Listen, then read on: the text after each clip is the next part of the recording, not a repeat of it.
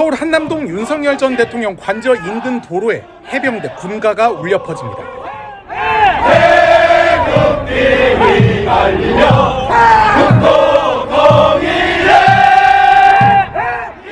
그동안 윤 전 대통령을 최해병 사건 외압 의혹의 당사자로 지목하고 파면을 촉구해온 해병대 예비역 연대 회원들이 만장일치 파면 선고에 기쁨의 군가를 부른 겁니다.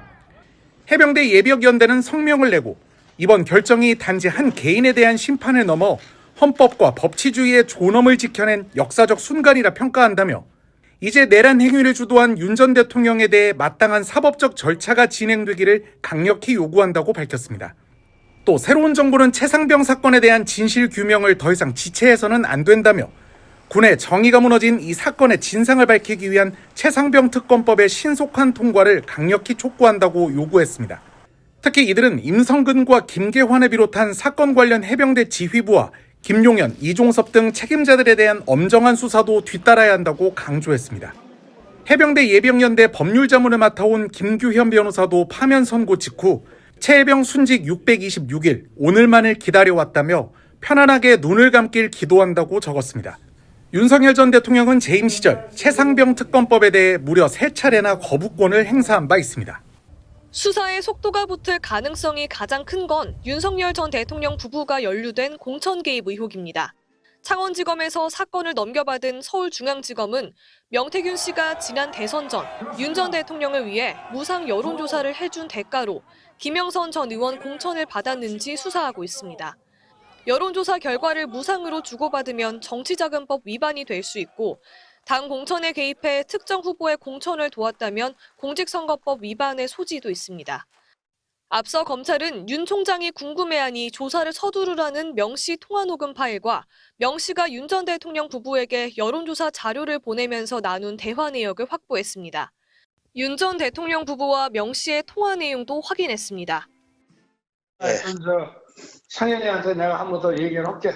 걔가 공관위원장이니까. 낭송이 이름 팔지 말고 그냥 미르라고 했어요. 지금.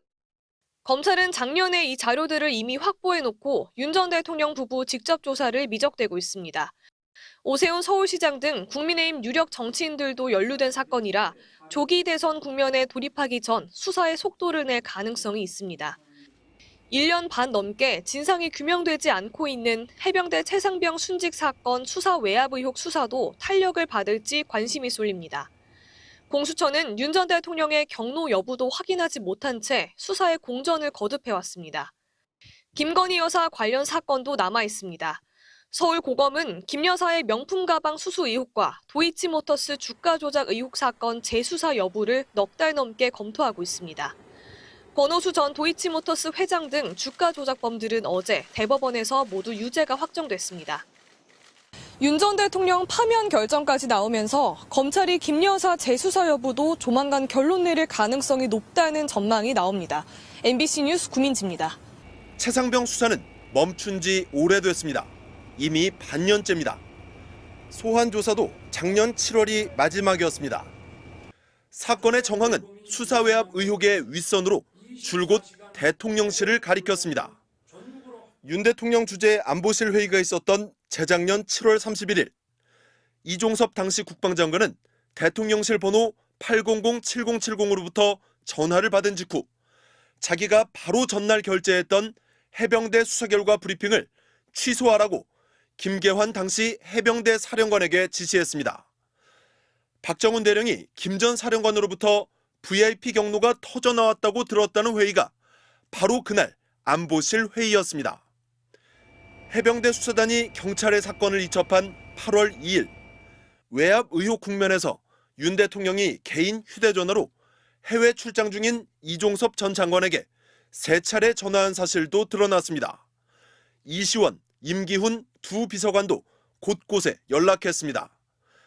박 대령은 그날 바로 보직 해임됐고 경찰로 넘어갔던 사건은 국방부로 회수됐습니다. 수사는 거기까지였습니다.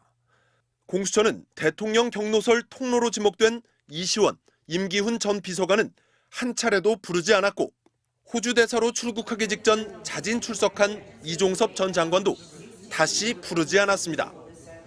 핵심 당사자들은 여전히 입을 닫고 있습니다. 박정원 대령 무죄 판결 어떻게 보셨어요? 아이고, 하여튼 전화 감사한데요. 네. 더 이상 드릴 말씀은 없습니다. 네. 이종섭 전 장관은 박대령 1심 무죄에 대해 법리적으로는 일고의 가치도 없다, 납득하기 어렵다는 입장을 변호인을 통해 전했습니다. 업무상 과실치사 혐의를 받고 있는 임성근 전 사단장에 대한 조사도 더딥니다. 최상병 유족이 경찰의 무혐의 처분에 반발해 이의 신청을 내면서 시작된 검찰 수사는 6개월째 결론을 내지 못하고 있습니다. 박대령 무죄 선고가 최상병 외압 의혹 사건의 끝이 아닌 시작이어야 하는 이유입니다. MBC 뉴스 이준입니다.